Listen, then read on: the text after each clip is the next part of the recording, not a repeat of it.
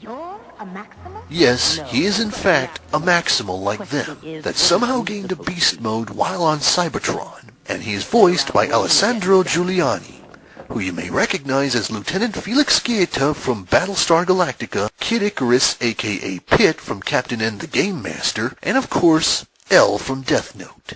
Who are you? Before we can find out more about him, Jetstorm catches them and they go into battle while Rat Trap goes off to hide. Jetstorm grabs the bat, but Optimus intercepts him. A chase ensues as Jetstorm launches a boomerang bomb, but the bat scrambles its signals, throwing it right back at him, eventually disrupting the signals of the other drones, causing them to turn on each other.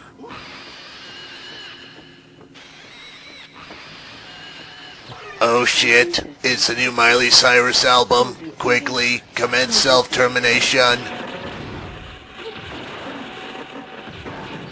What are you doing? Jetstorm decides to retreat and the Maximals decide to follow the bat.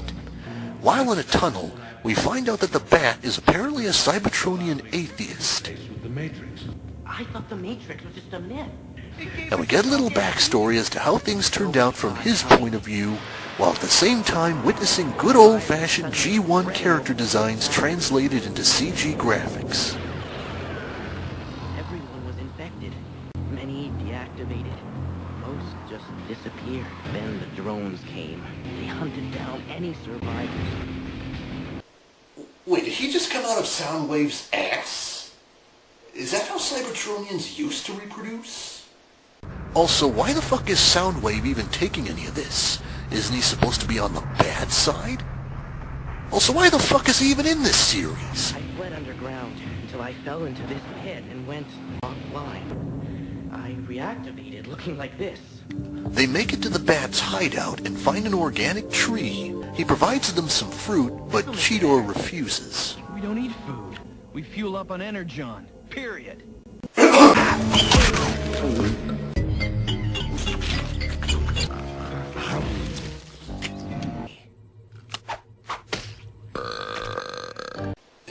You were saying, Cheetor? He's obviously working. Cheetor protests not to eat the fruit, as he feels the bat may be a mole sent by Megatron. He asks why he was spying on them, and he explains he was figuring out how to transform. I thought I could learn by watching him. Like that would ever happen.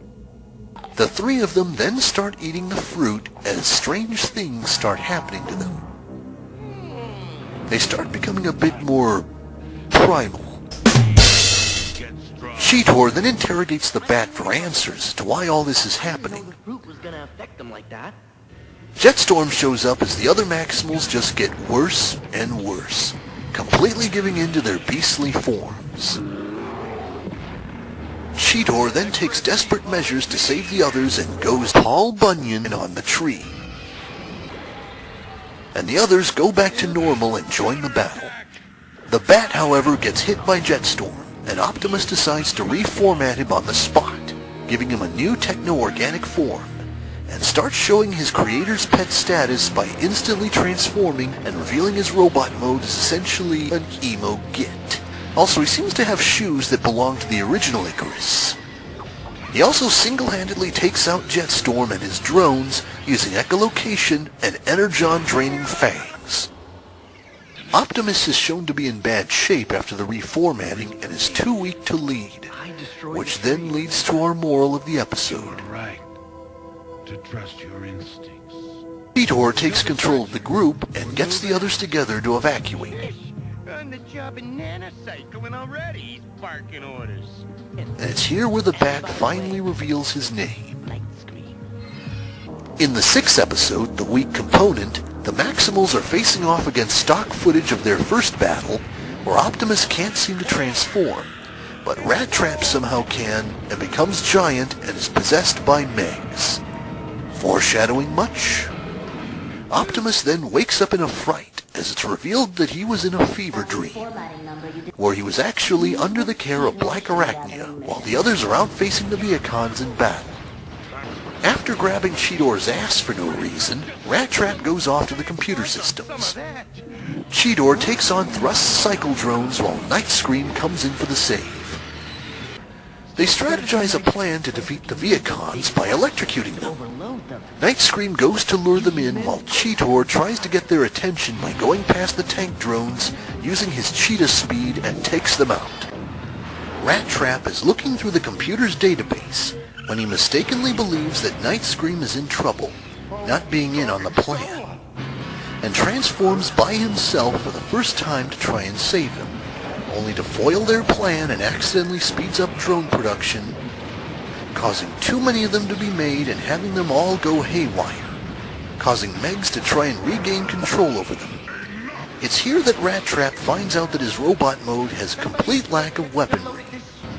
Rat Trap tries to remedy the situation, but unfortunately the drone production becomes too much for him to handle, and one of the drones tries to strike at him but misses by 100 miles, instead hitting the computer database, causing it to go into overload, eventually getting to Megs himself, leaving him weak, and destroying the factory, causing the whole city to go into a blackout in the process. They all scold him for his actions.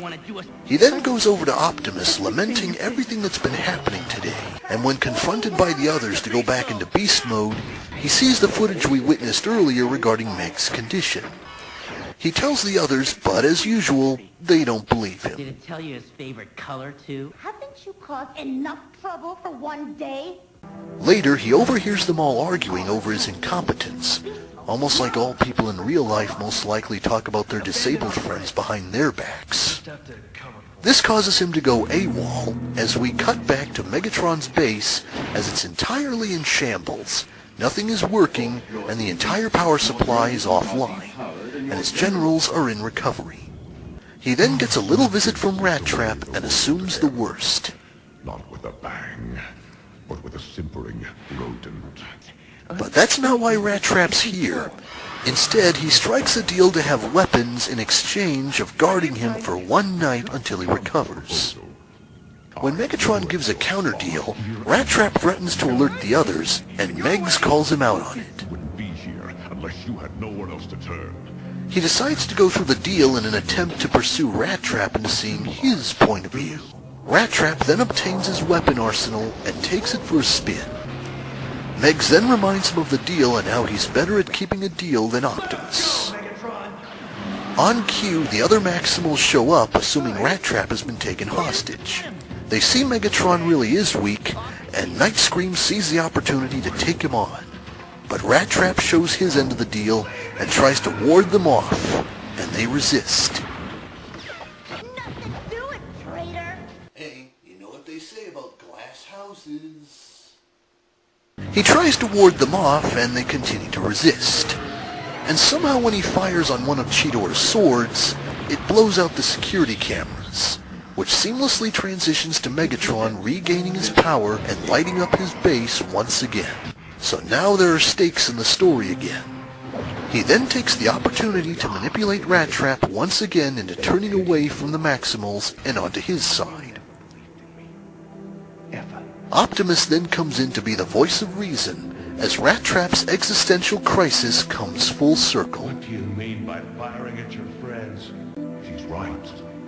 Optimus is the one you want. He's the one who lied to you, who kept making promises he never intended to keep.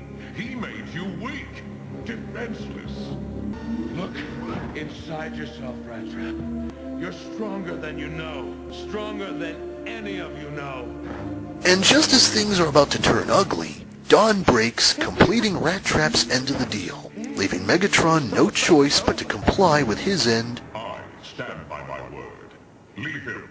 allowing Rat Trap and the others to walk away unscathed, showing that despite being a monster, he does have at least some standards. You spared them, sir. He played a fair hand. We'll liberate their sparks another day.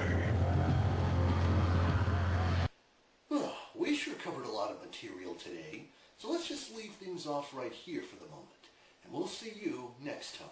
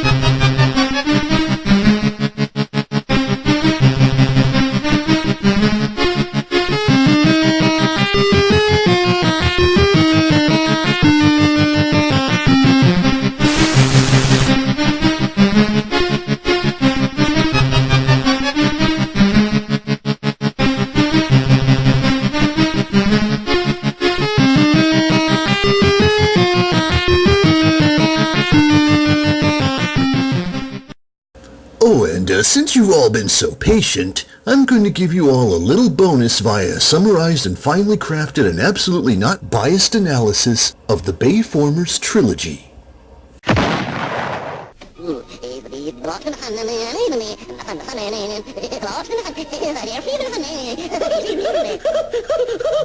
Oh, brother, have I got this chump going? What a knucklehead falling for that split personality monster gag.